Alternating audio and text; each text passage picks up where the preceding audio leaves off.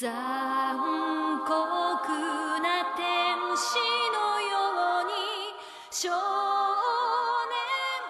よ神話になる Tout d'abord, regardons ensemble le terrain de jeu et ses différentes zones.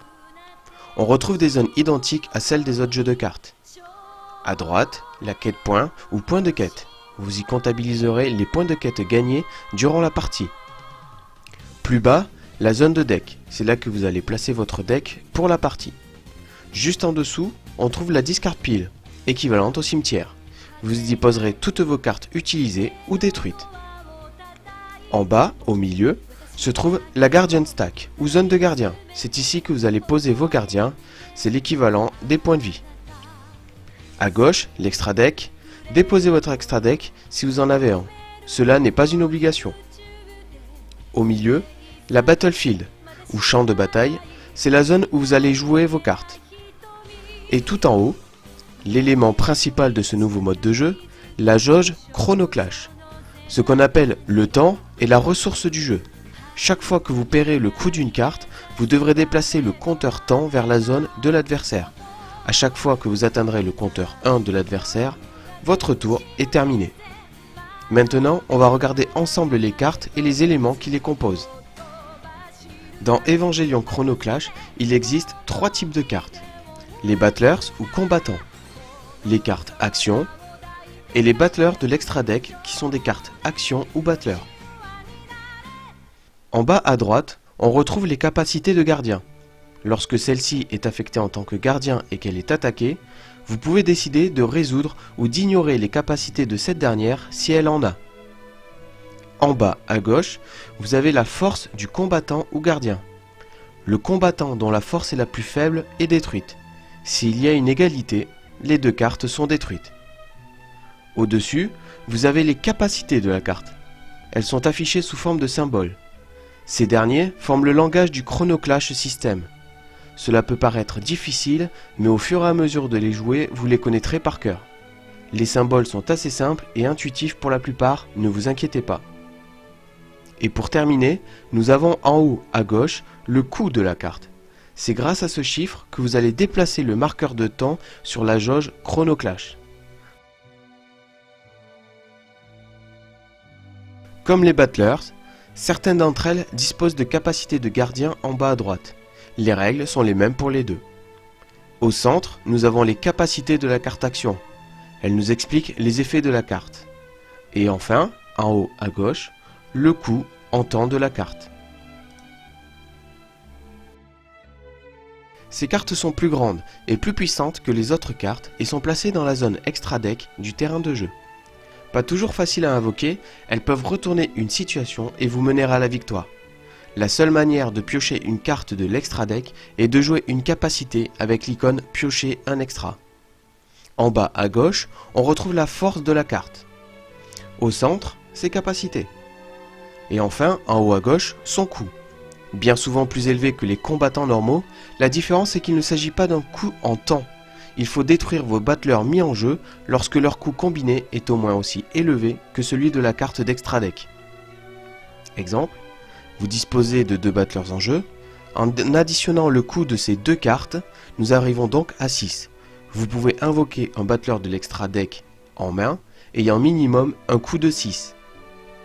Vous me remarquerez que toutes les cartes ont une couleur bien précise, à savoir que vous ne pouvez avoir dans votre deck que 2 couleurs différentes. Pour construire votre propre deck, vous devez obligatoirement connaître quelques règles de base. Votre deck doit contenir au moins 50 cartes. Votre deck ne peut pas avoir plus de 2 couleurs. Votre deck ne peut pas contenir plus de 3 copies d'une même carte. Concernant l'extra deck, il doit contenir au moins 6 cartes différentes. Ces dernières doivent appartenir aux mêmes couleurs que celles dans votre deck principal. Pour commencer, chacun des joueurs mélange son deck et place 5 cartes face cachée dans l'emplacement gardien. Vous ne devez absolument pas regarder le recto de ces cartes, sauf si le jeu ne vous y autorise.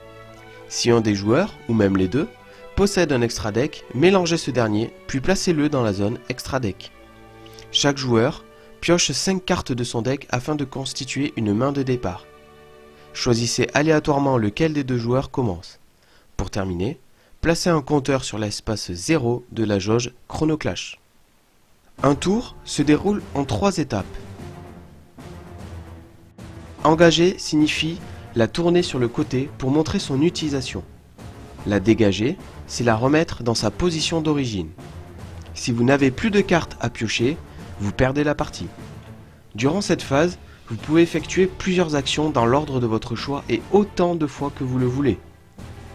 Premièrement, invoquer un battleur en payant son coût. Deuxièmement, jouer une carte action de votre main en payant également son coût. Ensuite, attaquer avec l'un de vos battlers. Attention, un battleur invoqué durant le tour ne pourra pas attaquer tout de suite et devra attendre le tour suivant. On peut parler donc d'un mal d'invocation. Quatrièmement, faire participer un de vos battlers à une quête. Attention, un battleur invoqué durant le tour ne pourra également pas effectuer de quête, il devra attendre le tour suivant. Et enfin, activer une capacité d'engagement. Attention, un battleur invoqué durant le tour ne pourra pas activer de capacité engagement, il devra attendre le tour suivant.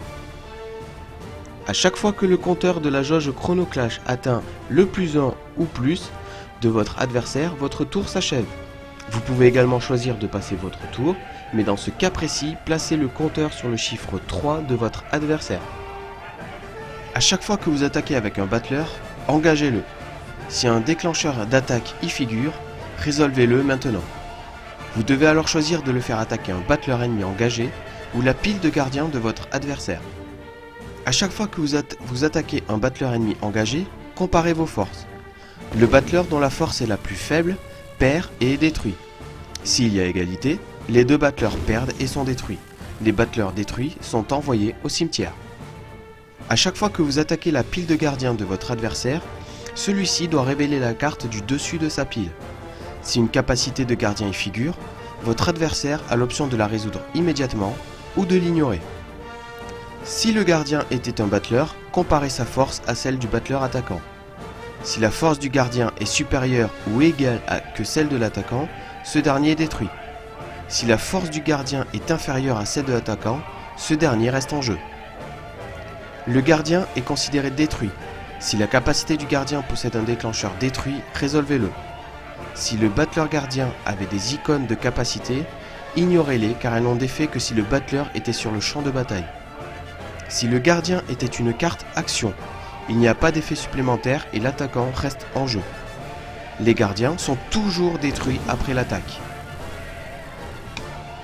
Bien que la plupart des battleurs n'attaquent qu'un seul gardien, certains sont capables d'en attaquer plus.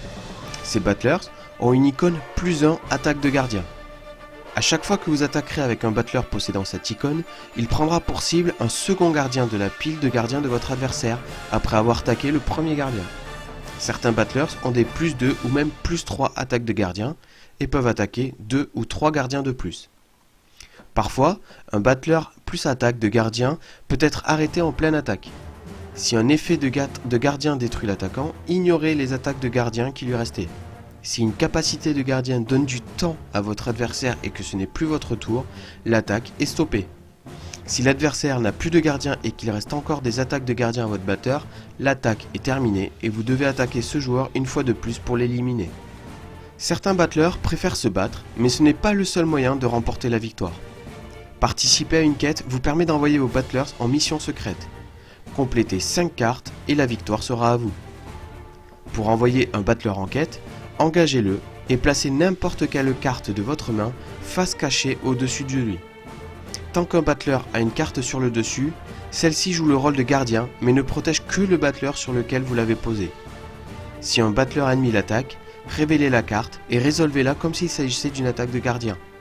Une fois que le battleur n'a plus de carte sur lui, il peut être attaqué normalement. Au début de votre tour, défaussez toutes les cartes qui sont sur vos battleurs et gagnez 1 point de quête pour chaque carte défaussée de cette manière. Gardez une trace de vos points de quête sur un dé. Si vous avez 5 points ou plus, le jeu s'achève et vous gagnez.